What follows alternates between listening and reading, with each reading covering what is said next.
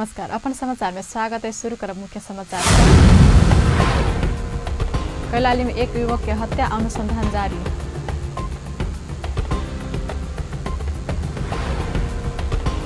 सड़क स्नो उन्नति या विस्तारक विषय में उपमहानगरपालिका पर स्थानीयवासीसँगै नेपाली कांग्रेसको आक्रोश। छुट्टीका दिन विदेशी रोजगार विभाग आइसियो श्रम स्वीकृति के लिए कार्यालय खुल्ला। 35 स्थानीय तह 1 बजेट आना नै सकल खुलासा, स्थानीय तह काज करबाका तरिका पर गंभीर प्रश्न उठल। आईसीसी T20 महिला विश्वकप अंतर्गत शुक्रबार रात भेल खेल में इंग्लैंड दक्षिण अफ्रीका खेलौलक। अब समाचार विस्तार से। कैलाली का धनगढ़ी वडा नंबर 4 में एक युवक की हत्या भेल छै। धनगढ़ी उपमहानगरपालिका 4 के 26 वर्ष के विजय थापाका शुक्रबार रात हत्या भेल प्रहरी जनौलक।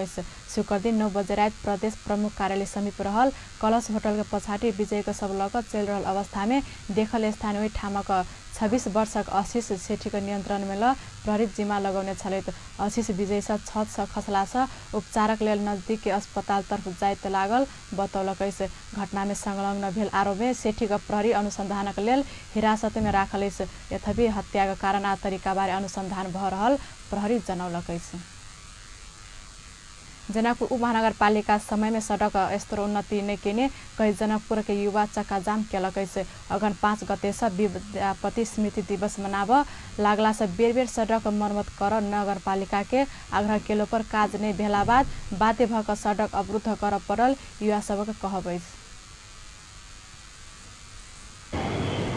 म यही बस्छु, यही कलङ्गी बस्छु र मेरो जो बस्ने यहाँ रह्यो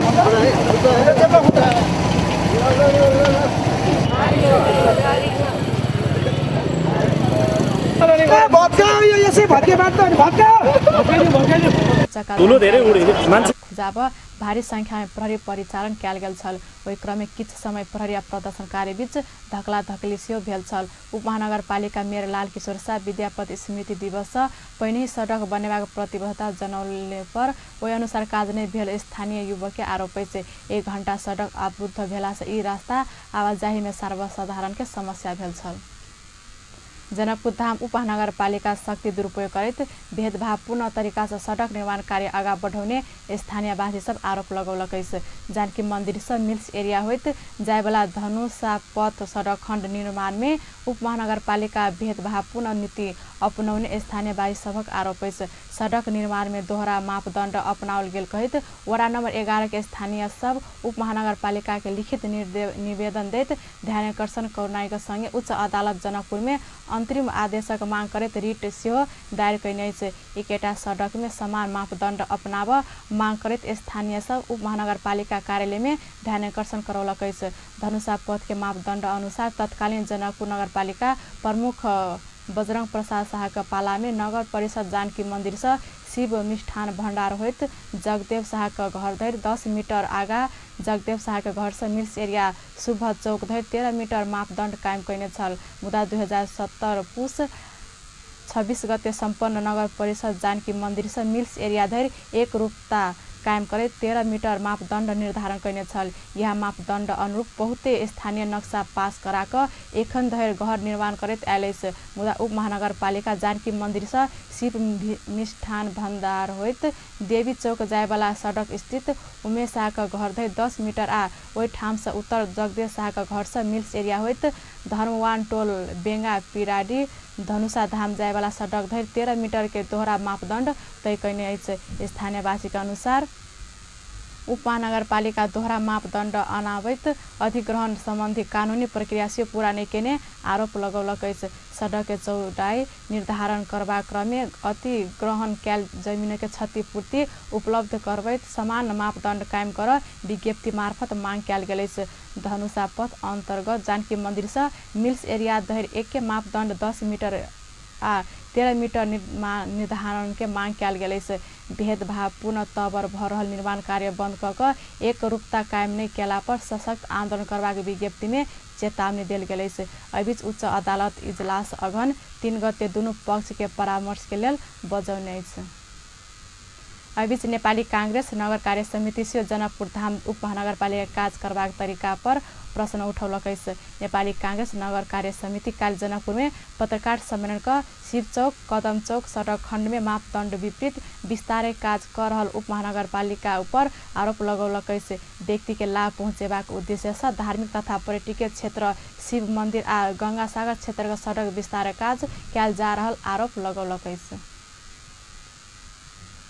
28 गते हम सब नगर पालिका के सब निकाय के जानकारी करेलिए कि अहाँ सब एहिठाम आओ, एकरा छिनोफान करू, व्यक्तिगत जमीन बचाव के लेल अहाँ सार्वजनिक जमीन नहीं बिचियो।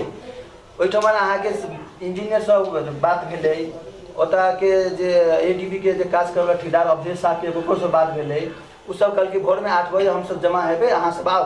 तो हम सब 8 बजे हम प्रकाश संसा, रामस्वरूप जी, नथुनी लाल दास लगायत स्थानीय व्यक्ति सब जमा भेलिए।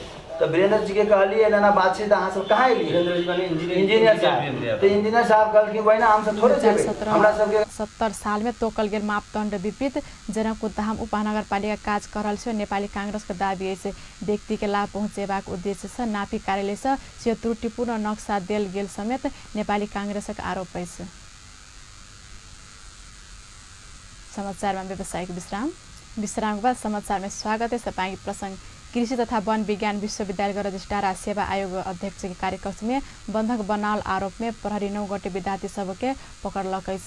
पकड़ाउ पड़े वाला सब में अन्यरा शिविक विश्वविद्यालय के इकाई अध्यक्ष हेमराज कडायत, भास्कर सिंह ठकुरी, संतोष खदिवटा, केशवराज काफले, अवित रेग्मी, झलक जोशी, दर्शन अधिकारी, वामदेव रेग्मी, सुमन पाण्डे रहल।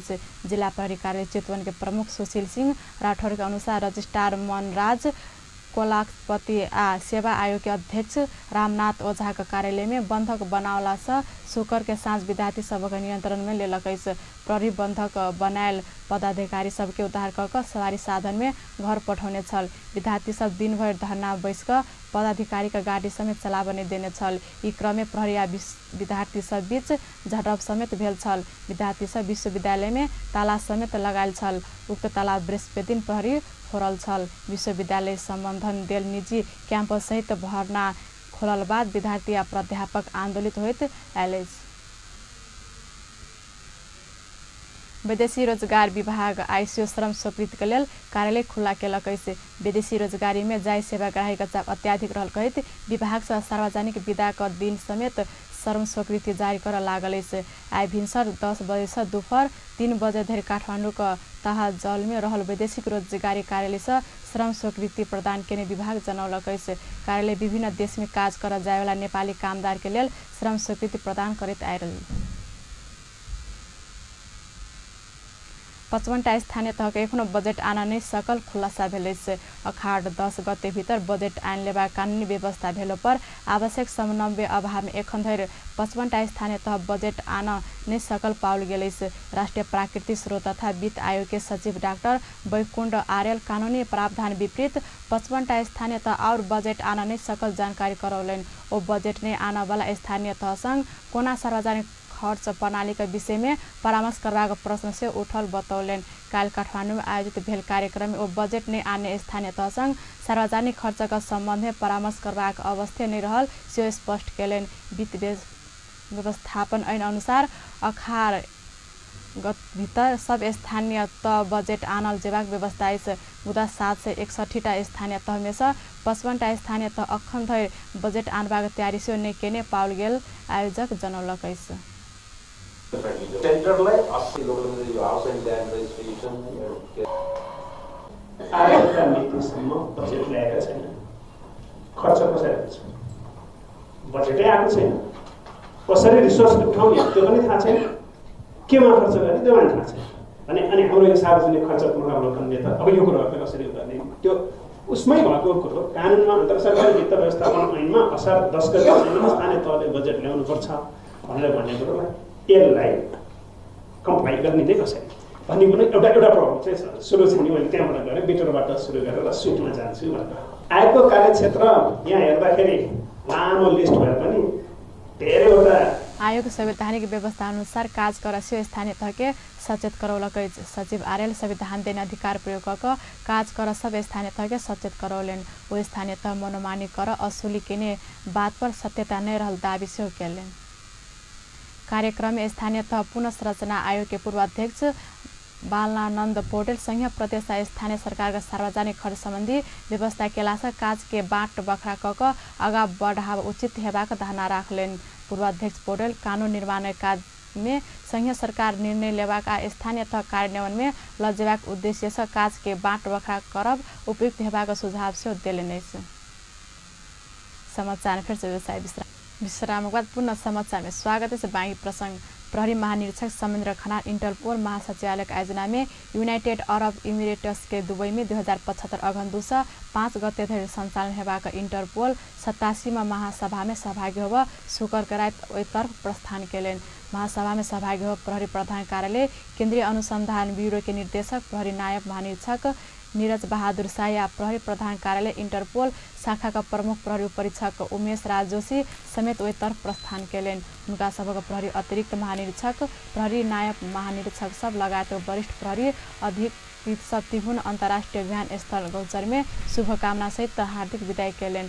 192 देशक प्रतिनिधि सब सहभागी हेबाक उक्त महासभा में सदस्य राष्ट्र सबक वार्षिक प्रतिवेदन पेश हेबाक इंटरपोल अध्यक्ष तथा कार्यकारिणी समिति का विभिन्न पदाधिकारी सबक निर्वाचन हेबाक सदस्यता लेल आवेदन करबाक नयाँ देश सबक लेल मतदान द्वारा निर्वाचन हेबाक आ विभिन्न देश बीच द्विपक्षीय छलफल हेबाक लगायत कार्यक्रम रहल अछि। एहि वर्ष महासभा में इंटरपोल सदस्यता लेल गणतंत्र कोसोभो भानुआतु आ किरिबाटीक 3 देश आवेदन केलक अछि। महासभा में इंटरपोल तथ्यांक शोधन आवश्यकता सन 2017 के बजट संबंधी बाह्य लेखा परीक्षा के प्रतिवेदन सन 2019 के कार्यक्रम तथा खर्च बजट संबंधी प्रस्ताव आतंकवाद आ आतंककारी क्रियाकलाप में लगानी साइबर अपराध मानव बेचबिखन जेहन विषय में संकल्प प्रस्ताव प्रस्तुत हेबाक प्रस्तुत प्रस्ताव में छलफल भ महासभा से पारित हेबाक कार्यक्रम हैत। एनाहिक एहि वर्ष कर्तव्य के सिलसिला में मृत्युवरण का अमर्त्य प्राप्त करबाक प्रहरी कर्मचारी सबक सम्मान करबाक प्रस्ताव से रहल अछि। प्रहरी महानिरीक्षक खनालक अनुपस्थिति में प्रहरी अतिरिक्त महानिरीक्षक पुष्कर कार्की प्रहरी प्रधान कार्यालय के दैनिक प्रशासनिक कामकाज के जिम्मेवारी सम्हारत। अब अंतर्राष्ट्रीय समाचार।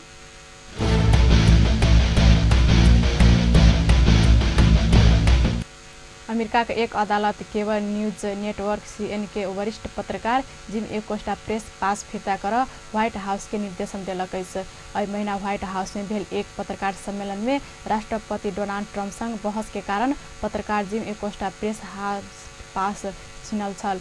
मुद्दा का सुनवाई करैत न्यायाधीश राष्ट्रपति डोनाल्ड ट्रम्प विरुद्ध CNN के तरफ से अदालत में मुद्दा पड़ला से जिम एकोस्टा के प्रमाण पत्र फिर्ता कैल जेबाक बतौने छलैत। पत्रकारक अभिव्यक्ति के स्वतंत्रता हेबाक काज नहि कर से व्हाइट हाउस के अदालत निर्देशन देलक अछि। अदालत के फैसला का प्रशंसा करैत पत्रकार जिम एकोस्टा ई फैसला अमेरिकी पत्रकारिता के लेल बड़का दिन भेल बतौलनि। अदालत के आदेश के बाद व्हाइट हाउस जिम एकोस्टा के प्रेस पास फिर्ता केलक अछि। बीतल नवंबर 7 में राष्ट्रपति कार्यालय में भेल एक पत्रकार सम्मेलन में जिम एकोस्टा आ राष्ट्रपति ट्रम्प बीच बहस सिर्जन भेल छल। एहि के बाद नवंबर 8 के दिन हुनकर प्रेस पास छिनल छल आ हुनका व्हाइट हाउस प्रवेश में रोक लगौने छल। पत्रकार सम्मेलन में राष्ट्रपति ट्रम्प CNN के पत्रकार बदमाश आ मूर्ख भेल आरोप लगायल छलैत। पत्रकार सम्मेलन में एक सरकारी कर्मचारी जिम एकोस्टा के माइक छीन प्रयास समेत कयने छल। अब स्पोर्ट्स न्यूज।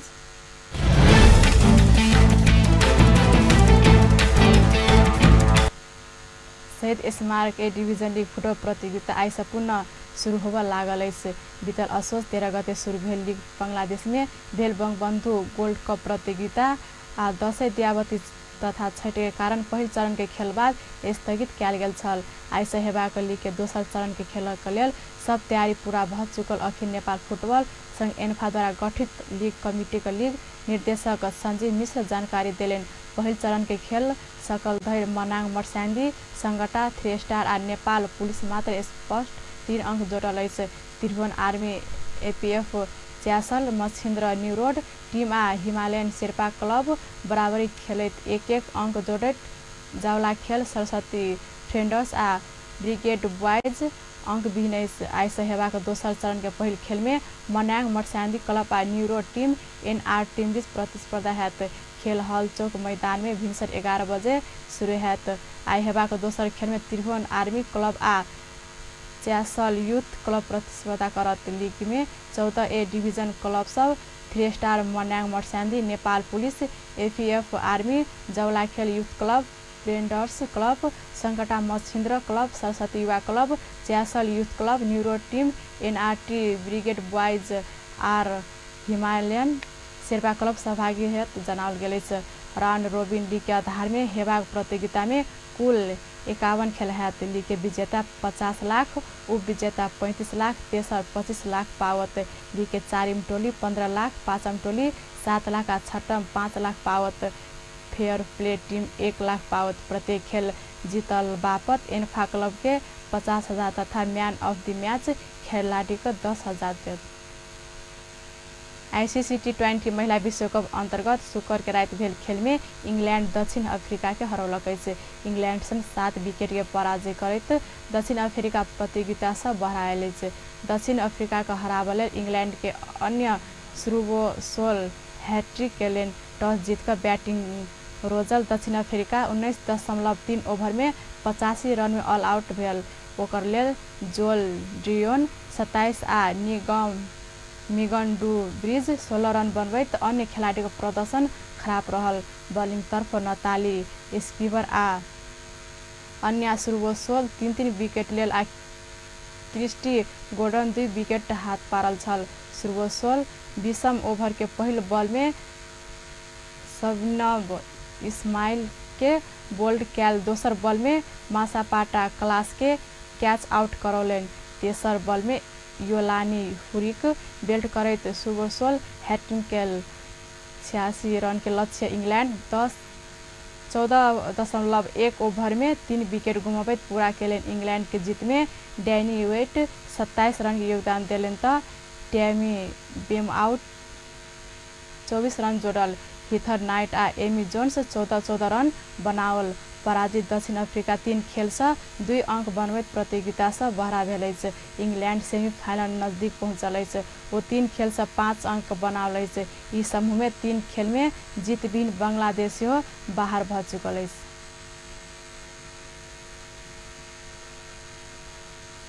अंतिम मुख्य समाचार एक बार फिर से। कैलाली में एक युवक की हत्या अनुसंधान जारी। सड़क यसरो उन्नति या विस्तारक विषय में उपमहानगरपालिका पर स्थानीयवासी संगे नेपाली कांग्रेस का आक्रोश। छुट्टी का दिन विदेशी रोजगार विभाग आईसीओ श्रम स्वीकृत के लेल कार्यालय खुला।